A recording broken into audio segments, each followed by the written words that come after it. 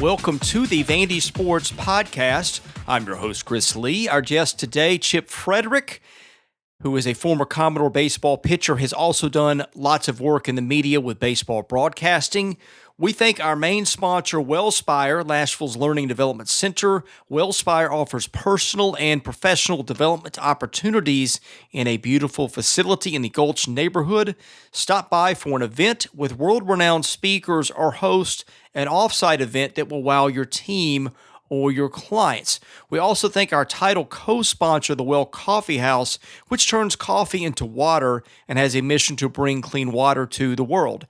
Our news presented by Sutherland & Belk, a Nashville-based injury law firm. Sutherland & Belk is committed to fighting for those who've been injured in car, motorcycle, and truck accidents. Check them out at sbinjurylaw.com. Vanderbilt wins the Nashville Regional. Julian Infante, the most valuable player, hits 3 home runs in the series. The Commodores are 52-10 and will face Duke in the Nashville Super Regional next weekend. Today's guest line, presented by Boll & Branch, which was started by Vanderbilt graduates Scott and Missy Tannen. I've slept on these sheets for years. They're phenomenal.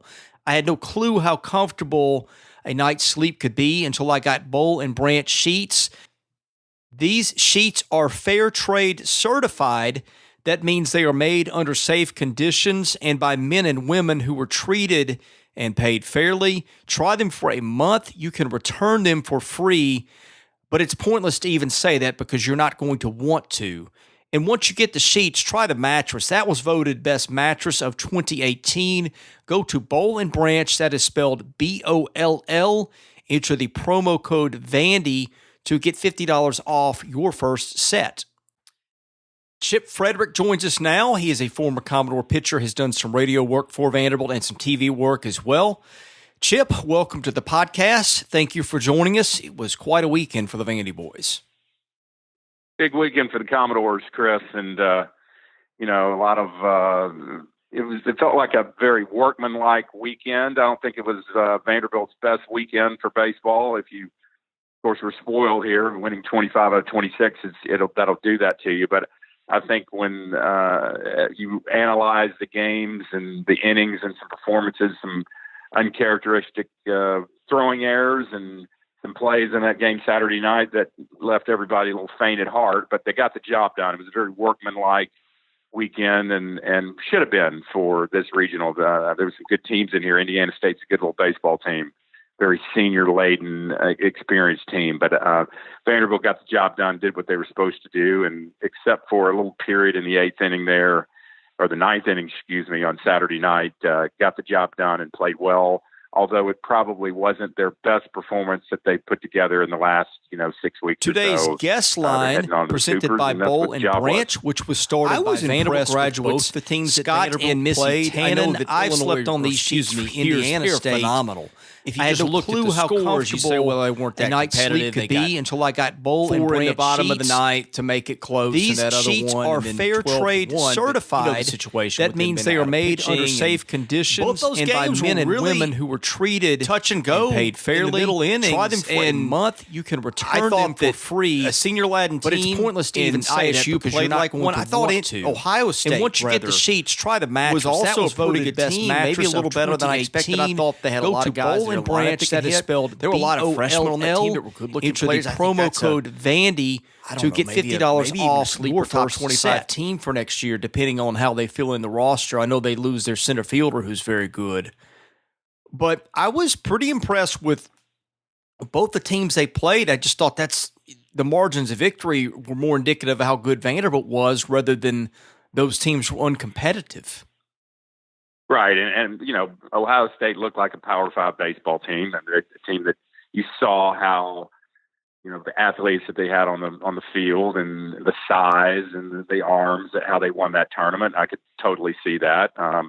They weren't going to blaze through an SEC type schedule and do what they did, but you could tell that they've recruited well and they got some big kids. And ISU, and when Tim Corbin mentioned in the press conference that they had 16 or 15 seniors, I just kind of shook my head and that just can't be. It's not that I didn't believe him. So I went to the roster and started counting, and that's you don't see that anymore. I mean, you don't see that in Division I programs, that many seniors. Well, it'll be interesting to see how they piece that together next year. But, when you do that extra year, we've seen what Vanderbilt does with their senior-laden team, as far as not that many, but the experience that comes back and what that brings, and you're just a year older and you're wiser, and they definitely look like it. So, yeah, it wasn't a walk-through regional, Chris. I mean, it was Vanderbilt had to work for it, and it was some moments. I think the flow of the game last night was interesting. I know I texted you a few times and wanted to know the stats of the pitcher who was pitching for ISU. It was just kind of unbelievable that he had only thrown 5 1/3. But there were some reasons behind it. You mentioned some injury issues, and he hadn't pitched first time was in May. But those things are going to happen, and I kept telling myself and just thinking with some gnashing of teeth of fans around me and worrying. And this team was down 9-1 to Ole Miss, who just breezed through their regional. So I don't think anything fazed them. I think it's just a matter of getting through the lineup a couple times and getting to the bullpen of ISU. And I think those guys didn't flinch at all, meaning Vanderbilt, and got it done. So, yeah, it wasn't a walk-through regional by any means. It wasn't the easiest regional of the 16. And kudos to those teams. On the McNeese also battle, too. So, but two teams to take a look at. It'll be interesting to see how ISU rebounds next year with losing so many players. And as you mentioned, Ohio State, how they do with some young talent that they have. Yeah, ISU, if I remember correctly, only had 4 players on its 35-man roster who were not juniors or seniors, and several of those guys were redshirt juniors and redshirt seniors. So Tim Corbin called them a double-A team, and for good reason. That's about how old they are on the whole. So that was an interesting dynamic. I thought they played like a veteran team, fielded really well.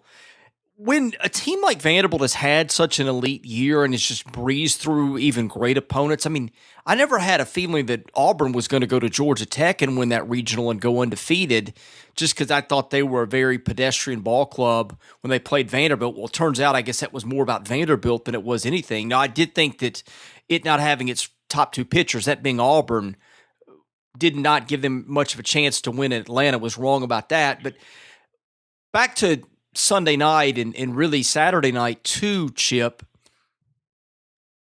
I think that when a team just breezes through so many games the way this team has against good teams, when it starts to go wrong for a few innings, or maybe not wrong, but when it's an anybody's ball game heading to the 5th, 6th, 7th inning, you start to think, I started thinking of 2007 when that team had breezed through most of the season and kind of didn't know what to do when adversity hit it. You start to wonder a little bit, is that going to happen too?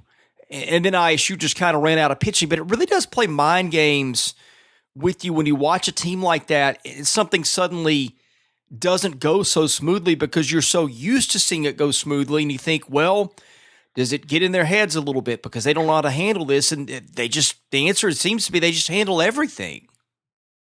Right. Well, it's expectations. I mean, look at what this team has done the last 25 games, winning 25 of 26, as I mentioned, and you start thinking the minute something normal, quote unquote, happens, or then you think the wheels are falling off. I mean, J.J. Blade and Austin Martin go 7 for 23, and it's certainly, and I don't know if you agree with it certainly didn't feel like 7 for 23. It felt like 7 for 35. Yeah. It felt like those guys were, especially Austin, just struggled. I mean, he had a couple hits each in some ball games and a double that he eked out in the Saturday night game. But it just felt like he was doing the same thing every time he was up. He was pulling the ball, he's lifting the ball, and it was the same mechanics that were off just a bit for Austin all weekend.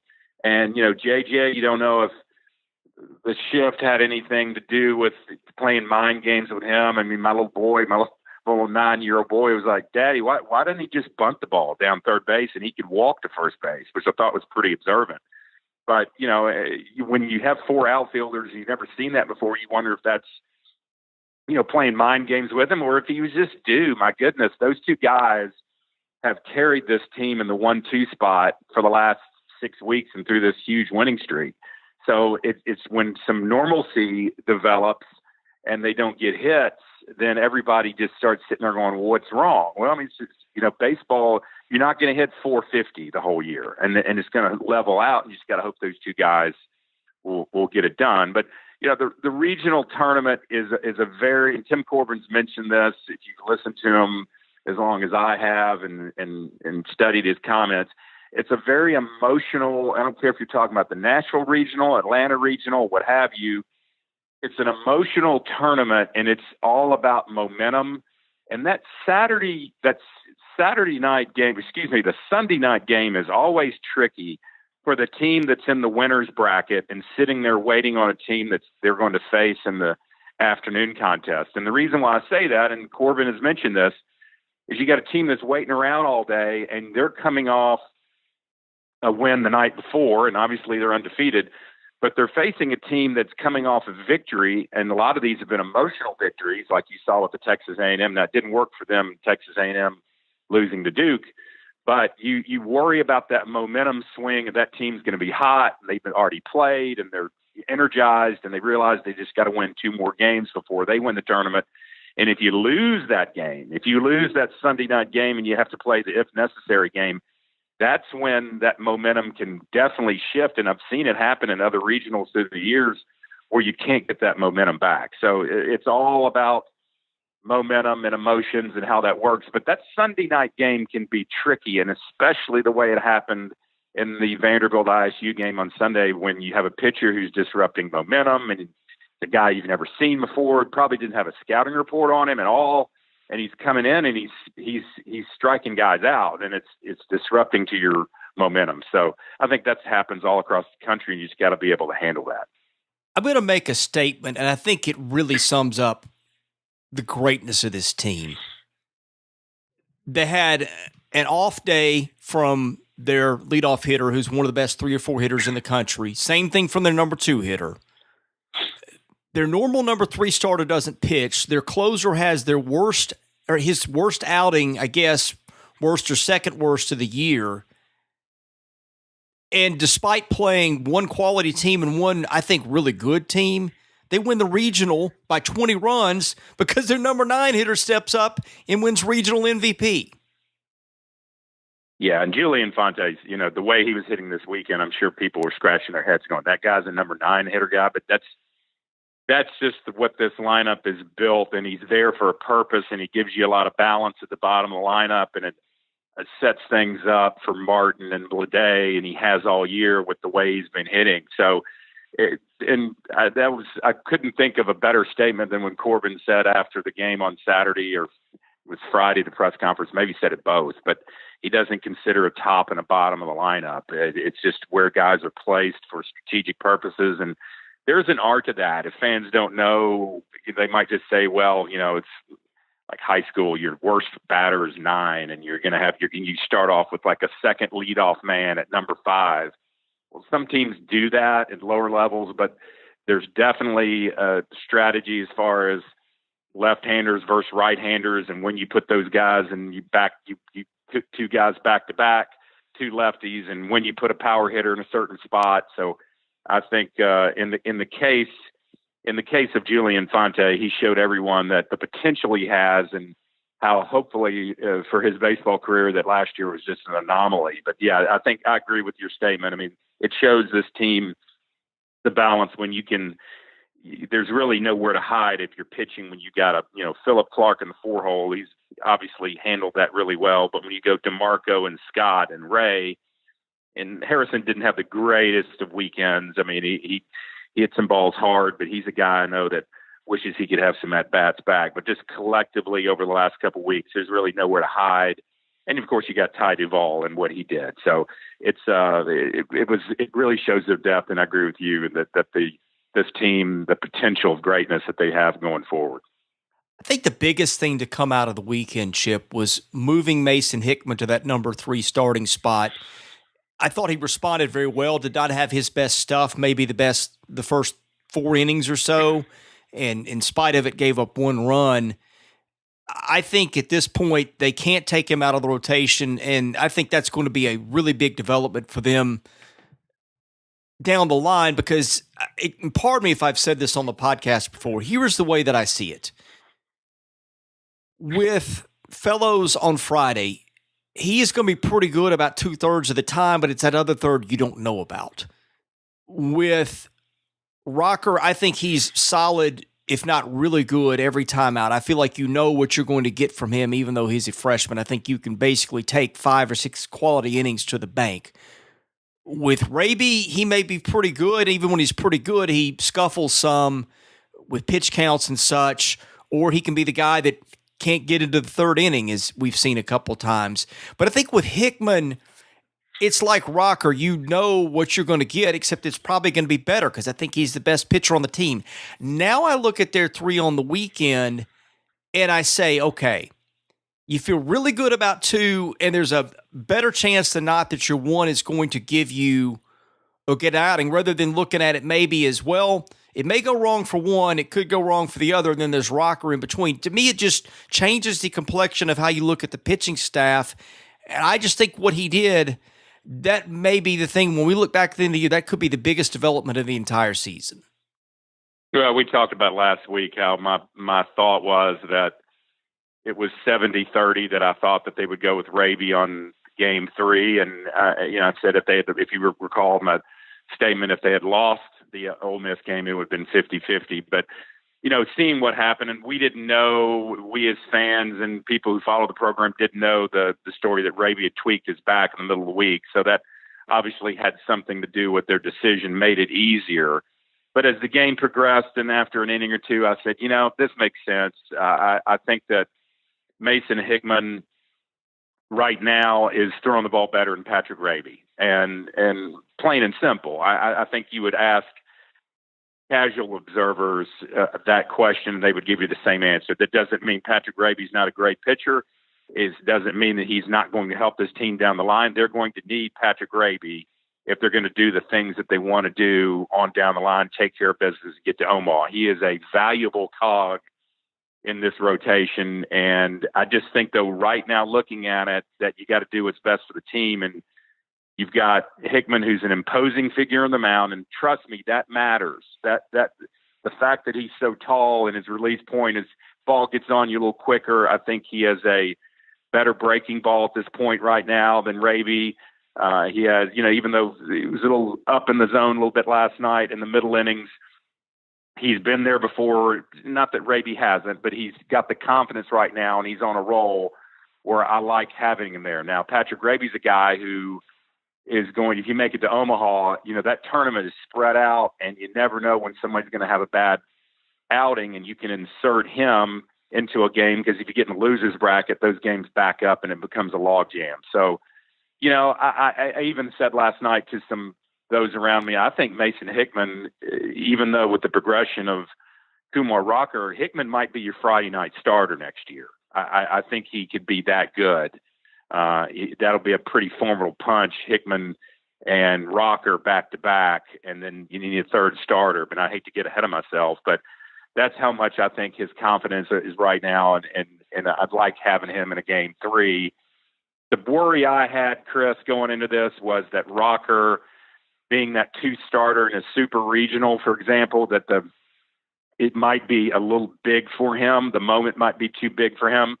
But he even admitted that in the SEC tournament, he had some jitters, and that this was not a cakewalk, but in his mind, all the jitters kind of got out of his system at the SEC tournament in that environment, and was a great bonus that he had that experience to pitch in the SEC tournament in front of a big crowd. And then coming home was obviously a big moment, and he was more relaxed. And then this weekend, he'll have that as well. So, that was my worry, that, gosh, if you happen to lose a super regional game 1, and then you've got a freshman on the mound in game 2, but I'm okay with Rocker being in that spot now after seeing how he reacted, the poise. He works fast, he's quick, and he's got a great pace about him.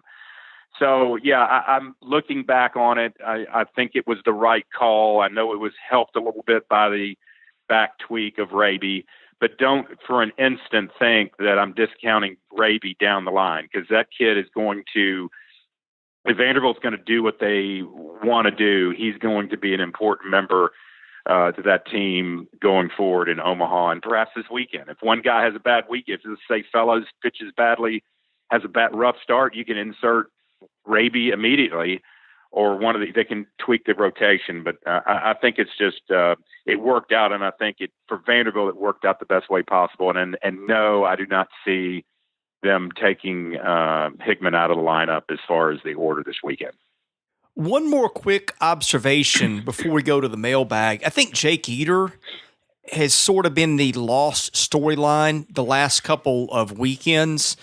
Let me just give you a synopsis of what he has done recently, okay? When Tyler Brown blows up, and I want to get to that too before we get to the mailbag, here's what Eder does. He comes in with 2 on, the tying run at the plate, nobody out in the ninth, pitches a scoreless inning with the strikeout in there too, and gets a double play ground ball to end the game. The outing before that, he comes in when just Ole Miss is getting runners on base like crazy, and then he needs somebody to stop the bleeding. He comes into that game, throws 3 2/3, gives up 1 run. It was unearned. 1 walk, 4 strikeouts, 2 hits. So that's another clutch performance. The game before that was game they beat Auburn 11-1. Not much on the line there late. That game was pretty well decided, but he goes 2 scoreless innings, gives up 2 walks and a strikeout. The game before that, he comes in against Kentucky, throws 2 scoreless, 3 strikeouts, no base runners. And then the game before that, that was that 5-2 game against Middle that was, I'm not going to say dicey, but it was a tie game heading into the 6th. And he goes in relief of Hickman, comes on in the 6th, throws 2 scoreless, 2 hits, 4 strikeouts. That is now at a minimum 5 great outings for him in a row, and 3 of them in pretty, I'm not going to say dicey spots, but important spots where if he doesn't do his job, they lose the game. That is just one more thing to watch. As we've said this all along, just about all the pieces are there, and all they need to do is maybe add 1 or 2 more. I think they got one with Hickman in the rotation, and now Eder, the way he's throwing with Fisher being so good and all those arms. I just think that is just one more storyline. We keep saying there's not much more they need where they're almost untouchable. I shouldn't say that because at baseball, nobody's untouchable by the nature of the game, but that just makes them that much tougher to beat. Yeah, he's had a nice couple weeks. When he throws within himself and doesn't try to overthrow, you can tell when he tries to overthrow. I was sitting right behind home plate, directly behind the dish, about 11 rows up the entire weekend. So I got a good look. And when he tries to overthrow, tries to amp up the radar gun a little bit, he's a little bit wild left. And he didn't do that in the outings this weekend. He was nice and contained. I thought his poise was great. It's good that he's been in some pressure situations. And let's not forget, Zach King, I know it was a non-pressure situation, but he had the gun up to 96, 97 on 2 or 3 pitches last night. So Zach King continues to be that guy that if you got deep in an Omaha run, if that happened, that you get in the loser's bracket or you need some relief. And Corbin mentioned at the press conference on Sunday night that he's a guy who's seen a lot of action and relief on the weekend. So he should not be spooked at all as far as being in an environment. But Zach King is throwing strikes and not trying to throw, being within himself, just kind of like Eder is. So, yeah, they've got a nice stable. Scott Brown's got a stable full of horses there that he can go to that I think he has confidence in. And, in the Tyler Brown situation, just an anomaly. I think he had a bad night, and he had it against Arkansas. You and I talked before we went on this podcast. 2 times he's been lit up. It was the other night in the Arkansas game. Ended up losing the Arkansas game in game 3 on Sunday. So things are kind of falling into place. The arms are staying healthy. Nobody's, with the exception of Raby, a little back tweak. I think they got some good things going on. But as you mentioned, I was impressed with Eder's performance. I was impressed with Zach King coming in relief like he did. And so that was promising. Yeah, and King hit 98 on the stadium gun with at least 1 pitch, too, if I read the board correctly. So, yeah, that's the hardest he's ever thrown. Let's go to the mailbag, which is sponsored by Vanderbilt fan and independent insurance agent Josh Minton of Brentwood. Are you in the market for auto, motorcycle, home, renters, or landlord insurance?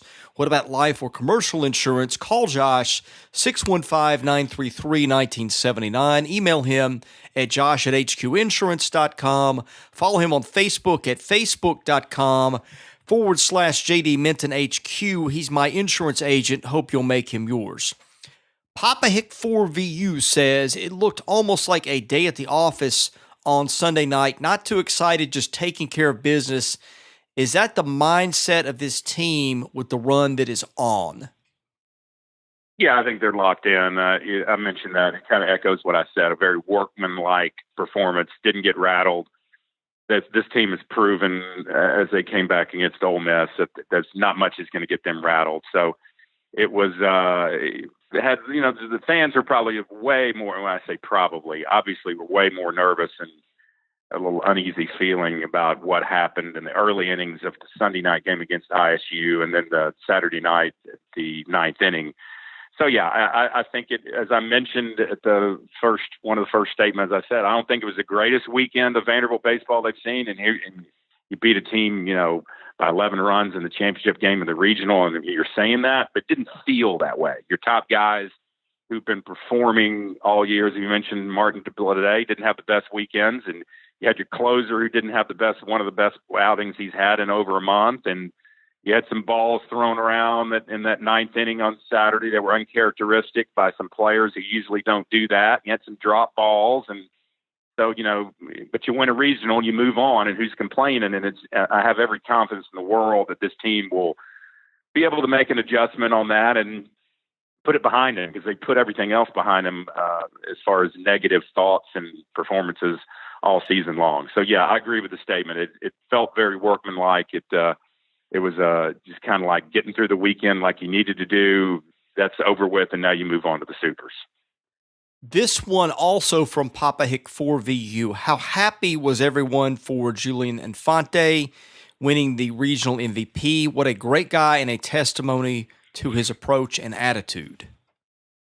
Yeah, it was interesting to see Corbin's reaction in the press conference about him, and not knowing Julian personally. He talks about how kind of an old soul he is, and how he's very well respected on the team, and how he's the struggles he went through last year. A lot of people think, he did not play baseball last summer, which was unusual for a junior. A lot of that might have had to be with Julian probably didn't think he needed to play baseball because he was going to get drafted. And he probably didn't seek out the Cape Cod League or whatever. That was the plan. As someone told me one time, there's the plan, and then there's what happens. And what happened he kind of went off plan there, and he had a horrific year. If you look at what he did the first 2 years, he's had some injuries, but last year he got away from baseball in the summer, did not play, went home, had started a business with a drone company where I think they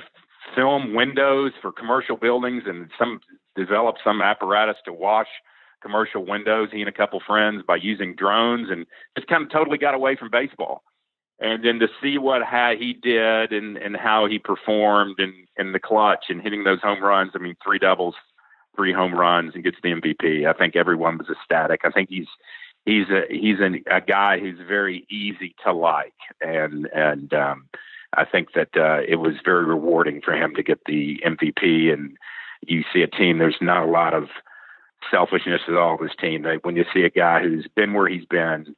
And I think it just has added, you're talking about a guy who's going to get drafted now and be able to play pro ball. That's what he wants to do, when he probably last year thought his career not possibly be over, that he would just graduate and do something else. So kudos to Infante for his performance this weekend. GDF 28 says Duke's program has been woeful for years. What caused the rebirth, and how did it compare to the Vanderbilt program when you played there? Oh man, Duke was, back in my last year was 1990. Duke's facility and had for years. He's got a park, I think it was built in 1930, and they were the dregs of the ACC for years. I don't think they cared about baseball. The administration, the athletic department, they were woeful for years. They were down there for years at the bottom of the ACC, and I think comparatively, there were some similarities between Vanderbilt and Duke back then. And Vanderbilt, I think the last time Duke went to a regional was 1964 or 65. So, Vanderbilt at least won an SEC title and went to the NCAA tournament in the 70s and early 80s. So you're talking, it wasn't, I definitely think it was notches below Vanderbilt back when I played. I know that you just didn't hear Duke's name in baseball, but they made a resurgence here. You're talking about, their coach who they hired from Appalachian State. He's been there. It's not like he's been there for a year or two. He's been there 4 or 5 years. And last year they make it, win the Athens Regional, win 45 games, and lost their first game in Athens, and then won 4 straight in that regional last year, and then took Texas Tech to the brink in Lubbock in the Super Regional, and Texas Tech ended up going to the College World Series in the game that was played there in Lubbock. So, yeah, they've kind of made a resurgence in sort of that. I'm not saying they follow the Tim Corbin model or Vanderbilt model, but what they've done, they started playing their games at Durham at the minor league park there instead of playing at their ballpark, which is still not great, but they're taking advantage of playing in a minor league park. They're recruiting smart kids. They're getting some graduate transfers. A guy from Princeton who's going to pitch this weekend. He's a 5th-year senior. They've got a kid from Maine who's a 5th-year senior. So they're recruiting nationally and almost like the Vanderbilt model in a way. You look at their roster, a lot of New Jersey, New York kids. Duke has a pull up there, Chris, in that region in general. But you see Connecticut, New Jersey, New York, I would say 6, 7, 8, 9 players from that region on their roster. So to sum it up comparatively, yeah, they've kind of taken this, where Vanderbilt's not anywhere. I mean, Vanderbilt since Tim Corbin's been here has been on the uprise. Duke is kind of coming late to the party a bit, and but what they've done the last 2 years is impressive, and we're seeing the fruits of their labor as they come to the Super Regional here in Nashville.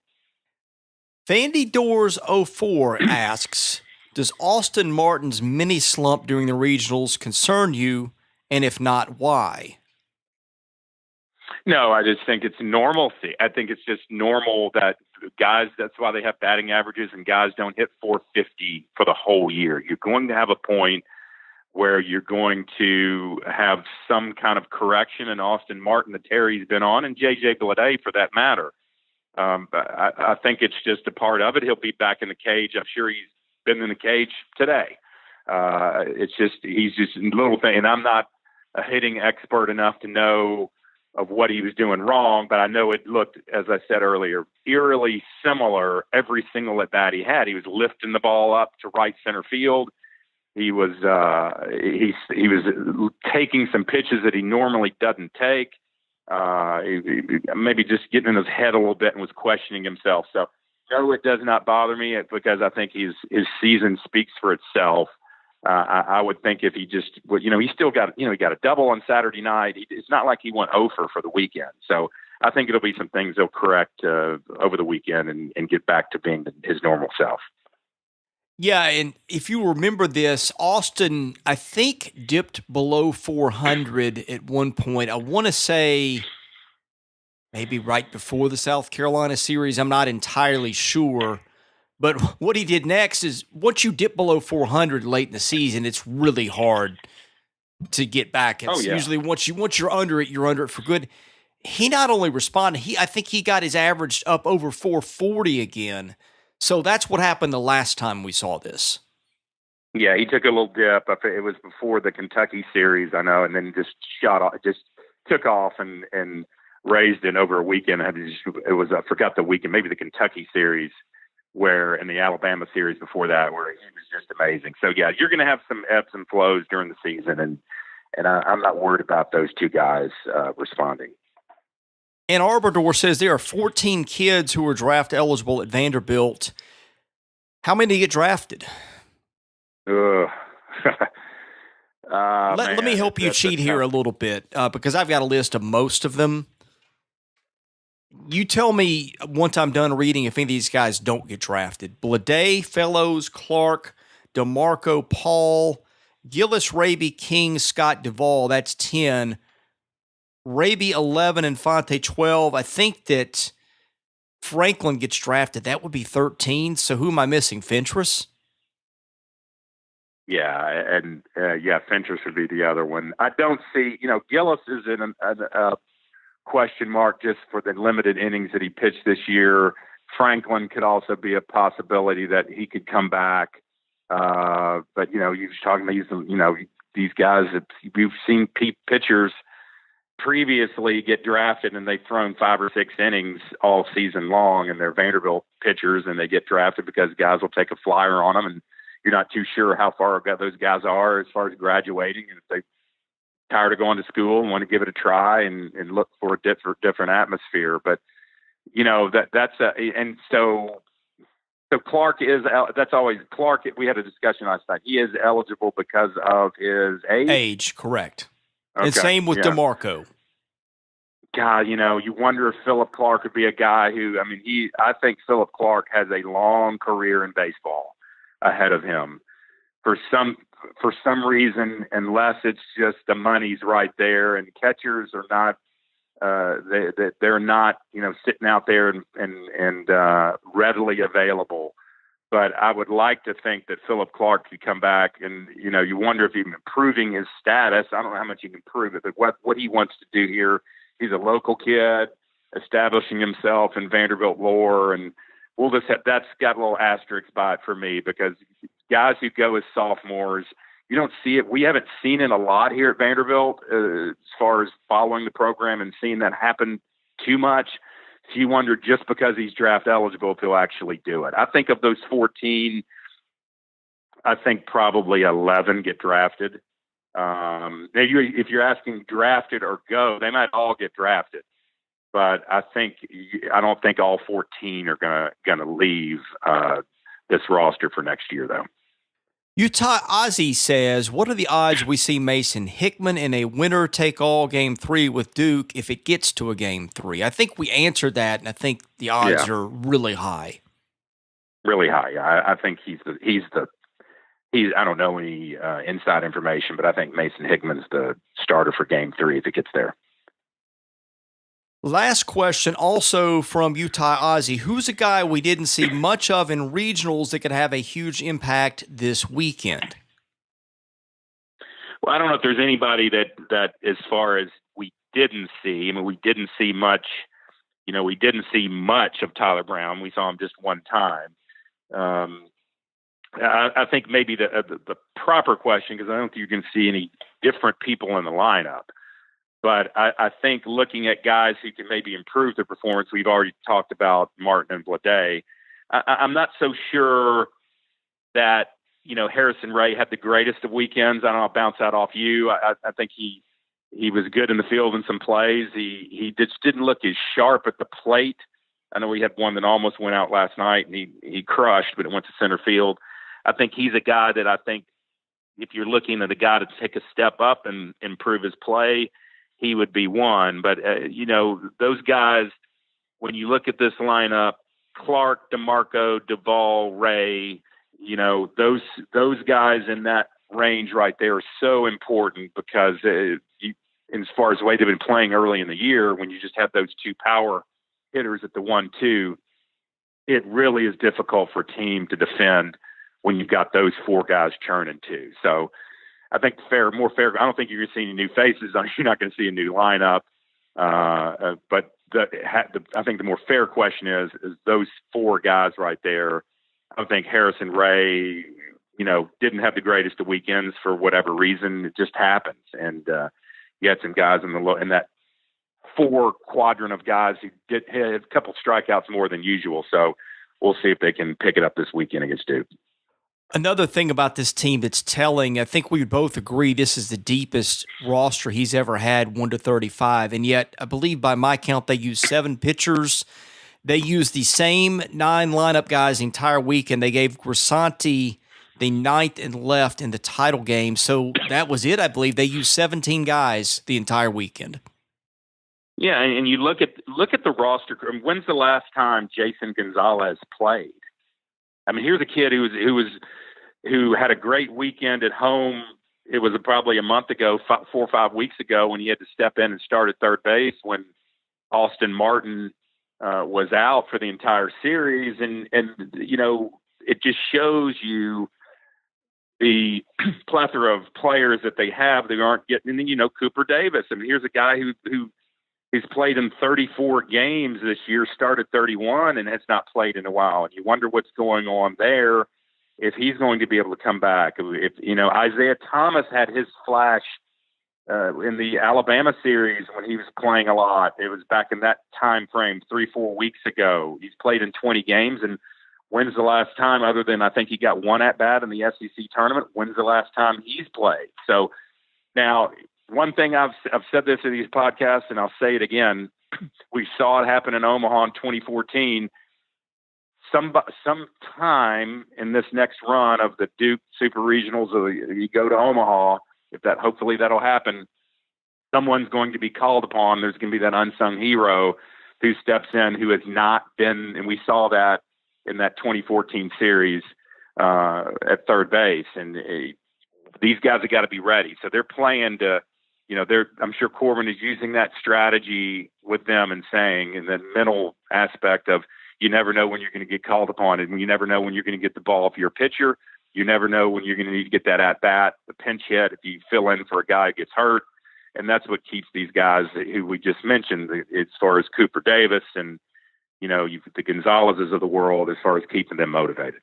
Yeah, I did some digging through box scores while you were talking. The last time I can find that Gonzalez played was exactly a month ago against South Carolina in that 22-11 game. That's a kid that would hit cleanup for any number of Power 5 programs. Sure. That's how deep they are. Sure, yeah. So we'll just have to see how that plays out, Chris, because we've seen it happen before. This team, knock on wood, has been fortunate. It's not banged up here recently. They had some moments where, for various reasons, guys are out of the lineup. And other than Cooper Davis, they've been pretty healthy here late. Chip, thank you for your time. It is that time of year where summer is almost here, or at least it's here if you're the parent of school kids. I consider summer to start when kids are out of school, which I think probably everybody's are by now.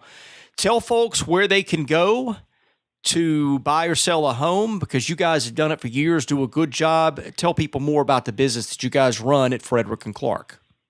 Sure, Chris. For 60 years, we've been selling homes and helping people buy homes in the Middle Tennessee area at Fridrich and Clark Realty. We got 2 offices, one in Brentwood and one in Green Hills, near the Green Hills Mall. And if your listeners are looking for professional advice, we have professional agents who, this is what they do for a living. They're not here to get the real estate license and sell one home a year to their aunt or uncle or cousin. I mean, we're talking about professionals who do this day in and day out. And I think that's important in this market in Nashville, Tennessee, in the Middle Tennessee area that's so hot, when you've got homes that are, if you're trying to buy, there's 5 people trying to buy the same home, or if you're selling and you're trying to get the most out of your money for market analysis, someone who can look at your home in your neighborhood and give you advice on the best price and the marketing strategy for that house, then you need to call our agents, because that's what our agents do. They are well-versed in this market. And you want to have, as I mentioned last week, a catchphrase in baseball terms, a bullpen full of closers. And that's what we have here, because we have agents who can close out deals, who can negotiate contracts for you, and can help you on the marketing of your home on the sell side. So if your listeners are in that market for buying or selling, they can contact me personally, and I'll hook them up. I'll give an overview of our company, hook them up with an agent that works in their area, and we can give them an overview of our company and how we can help them. Our website is fridrichandclark.com. You can Google that, Fridrich and Clark Realty in Nashville, Tennessee. And our number is 615-327-4800. Chip, you have excellent insight into the real estate market. I think it is matched by your insight into baseball. Thank you so much for joining us, and look forward to having you on next week when Vanderbilt has either lost a Super Regional to Duke or is heading to Omaha. Either way, lots to talk about, and thank you for being with us today. Thank you, Chris. He's Chip Fridrich. I'm Chris Lee. Thank you for listening to the Vandy Sports Podcast. Stay tuned. We'll try to have a couple of more of these to come later in the week.